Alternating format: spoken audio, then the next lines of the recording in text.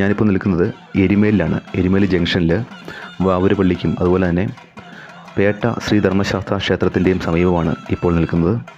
ഇപ്പോൾ എരുമേലി എന്ന് പറയുമ്പോൾ തന്നെ എല്ലാവർക്കും അറിയാം, ശബരിമല തീർത്ഥാടനവുമായി വളരെയേറെ ബന്ധമുള്ള ഒരു സ്ഥലമാണ് എരുമേലി എന്ന് പറയുന്നത്.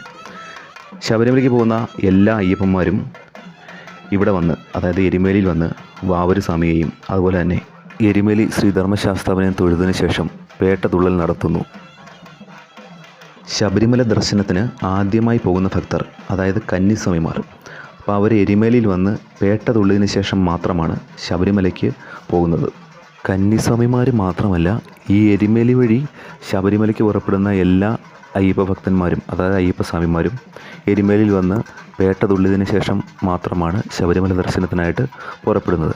അപ്പോൾ അങ്ങനെ വന്ന് പേട്ട തുള്ളി ശബരിമല ദർശനം ചെയ്താൽ മാത്രമേ അവരുടെ ആ ഒരു തീർത്ഥാടനം, അതായത് ശബരിമല തീർത്ഥാടനം പൂർണ്ണമാകൂ എന്നാണ് പറയപ്പെടുന്നത്.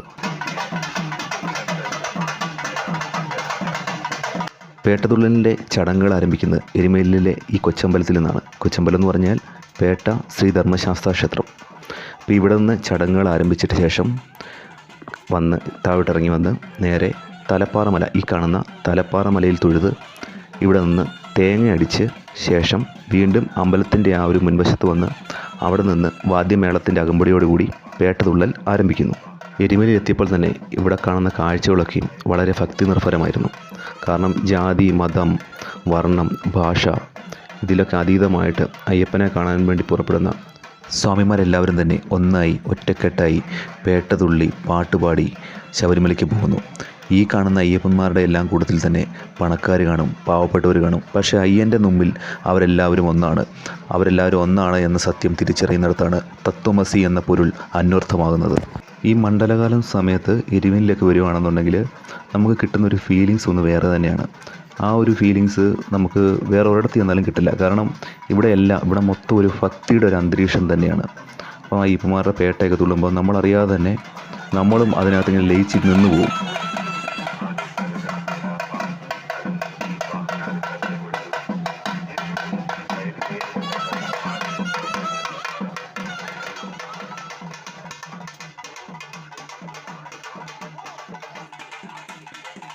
കൊച്ചമ്പലത്തിൽ നിന്ന് പേട്ട തുള്ളി ഇറങ്ങുന്ന അയ്യപ്പന്മാർ അടുത്തായിട്ട് പോകുന്നത് വാവർ പള്ളിയിലേക്കാണ്. വാവർ പള്ളി എന്ന് പറയുമ്പം ഈ കൊച്ചമ്പലത്തിൻ്റെ നേരെ എതിർവശത്താണ് വാവർ മസ്ജിദ് ഉള്ളത്. അപ്പോൾ അവിടെ ചെന്ന് വാവൂര് സ്വാമിയെ തൊഴുത് വാവൂര് പള്ളിക്ക് വലം വെച്ച് തിരികെ ഇറങ്ങി അടുത്തതായിട്ട് പോകുന്നത് വലിയമ്പലത്തിലേക്കാണ്. വലിയമ്പലം എന്ന് പറഞ്ഞു കഴിഞ്ഞാൽ എരുമേലി ശ്രീ ധർമ്മശാസ്ത്ര ക്ഷേത്രം. അപ്പോൾ ഈ ഒരു എരുമേലി ജംഗ്ഷനിൽ നിന്ന്, അതായത് വാവർ മസ്ജിദിൻ്റെ അവിടെ നിന്ന് ഏകദേശം 1/2 കിലോമീറ്റർ അടുത്ത് ദൂരമുണ്ട് എരുമേലി ശ്രീ ധർമ്മശാസ്ത്ര ക്ഷേത്രത്തിലേക്ക്. ഞാനും സ്വാമിമാർക്കൊപ്പം പേട്ടയിൽ പങ്കുചേർന്ന് ക്ഷേത്രത്തിലേക്ക് പോവുകയാണ്. എന്തായാലും ഇവരുടെ ഈ കൂട്ടത്തിൽ, സ്വാമിമാരുടെ കൂട്ടത്തിൽ ഇങ്ങനെ പോകുമ്പോൾ നമുക്ക് കിട്ടുന്ന ഒരു പോസിറ്റീവ് ഫീലിങ്സ് എന്ന് പറഞ്ഞാൽ അത് വളരെ വലുതാണ്.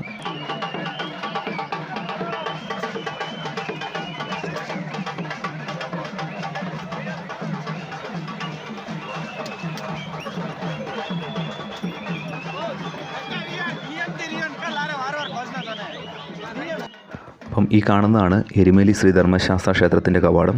അപ്പോൾ ഈ കവാടത്തിൻ്റെ ഫ്രണ്ടിൽ തന്നെ, അതായത് മുൻവശത്ത് തന്നെ തത്വമസി എന്ന് ആലേഖനം ചെയ്തിട്ടുണ്ട്. അപ്പം അത് കാണുമ്പോൾ തന്നെ നമുക്കറിയാം ഇവിടെ എത്തുന്നവരും ഭഗവാനും ഭക്തരും ഒന്നാകുന്നു എന്ന വിശ്വാസം തന്നെയാണ് എരുമേലി ശ്രീ ധർമ്മശാസ്താവിൻ്റെ അടുത്തും ആലേഖനം ചെയ്തിട്ടുള്ളത്. അയ്യപ്പന്മാർ പേട്ട തുള്ളി എരുമേലി ശ്രീ ധർമ്മശാസ്ത്ര ക്ഷേത്രത്തിലേക്ക് കടക്കുകയാണ്. പുറത്ത് ഒരുപാട് തിരക്ക് കാണുന്നില്ല എങ്കിലും ഇന്ന് നല്ല തിരക്കുള്ള ദിവസം തന്നെയാണ്. അപ്പം ക്ഷേത്രത്തിനകത്ത് ഒരുപാട് ഭക്തജനങ്ങളെ വിരിവച്ചിട്ടുണ്ട്. പിന്നെ ഇവിടെ എത്തുന്ന സ്വാമിമാർക്കായിട്ട് ദേവസ്വം ബോർഡും കേരള പോലീസും ചേർന്ന് എല്ലാവിധ സൗകര്യങ്ങളും ഒരുക്കിയിട്ടുണ്ട്. അവർക്ക് കുളിക്കുവാനും അവരുടെ പ്രാഥമിക ആവശ്യങ്ങൾ നിറവേറ്റുന്നതിനായിട്ടും അവർക്ക് വിരി വെക്കുന്നതിനുമായിട്ടുള്ള സൗകര്യങ്ങളെല്ലാം തന്നെ എരുമേലി ക്ഷേത്രത്തിന് സമീപമായിട്ട് ഒരുക്കിയിട്ടുണ്ട്. കൊച്ചമ്പലത്തിൽ നിന്നും പേട്ട തുള്ളി എത്തുന്ന അയ്യപ്പ സ്വാമിമാർ ഓരോരുത്തരും ഇവിടെ വന്ന് എരുമേലി ധർമ്മശാസ്താവിനെ തൊഴുത് ശേഷം ക്ഷേത്രത്തിന് വലം വെച്ചാണ് പേട്ട തുള്ളൽ അവസാനിപ്പിക്കുന്നത്. അതിനുശേഷമാണ് ഓരോ അയ്യപ്പന്മാരും ശബരിമല കയറുന്നത്. അപ്പം ഈ കാണുന്നതാണ് എരുമേലി ശ്രീ ധർമ്മശാസ്ത്ര ക്ഷേത്രം.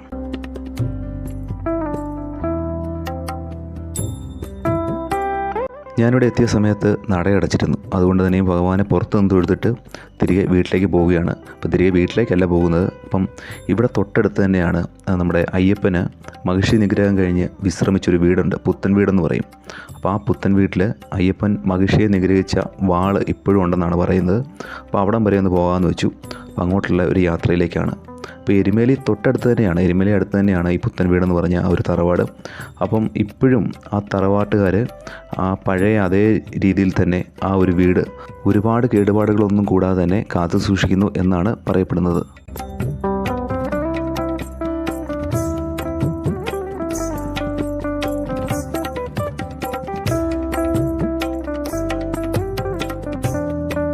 ഇതാണ് മഹിഷി നിഗ്രഹത്തിനായി എരുമേലി എത്തിയ അയ്യപ്പൻ അന്തി ഉറങ്ങിയെന്ന് വിശ്വസിക്കുന്ന പുണ്യകുടുംബം. അയ്യപ്പൻ ഉപയോഗിച്ചെന്ന് കരുതുന്ന ഒരു ഉടവാള് ഇപ്പോഴും ഇതിനകത്ത് സൂക്ഷിച്ചിട്ടുണ്ട്. അപ്പോൾ ഞാൻ അകത്ത് കയറിയപ്പോൾ ആ ഒരു വാള് കണ്ടായിരുന്നു. അതിനകത്ത് വീഡിയോ എടുക്കാൻ പാടില്ല എന്ന് അവിടെ നിൽക്കുന്ന ചേട്ടൻ പറഞ്ഞതുകൊണ്ടാണ് വീഡിയോ എടുക്കാതിരുന്നത്. അപ്പോൾ ഇന്നത്തെ നമ്മുടെ ഈ വീഡിയോ ഇവിടെ നിർത്തുകയാണ്. പുതിയൊരു വീഡിയോയിൽ കാണും വരെ എല്ലാവർക്കും നന്ദി, നമസ്കാരം. വീഡിയോ ഇഷ്ടപ്പെട്ടെങ്കിൽ കമൻറ്റ് ചെയ്യുക, ലൈക്ക് ചെയ്യുക, സബ്സ്ക്രൈബ് ചെയ്യുക. താങ്ക്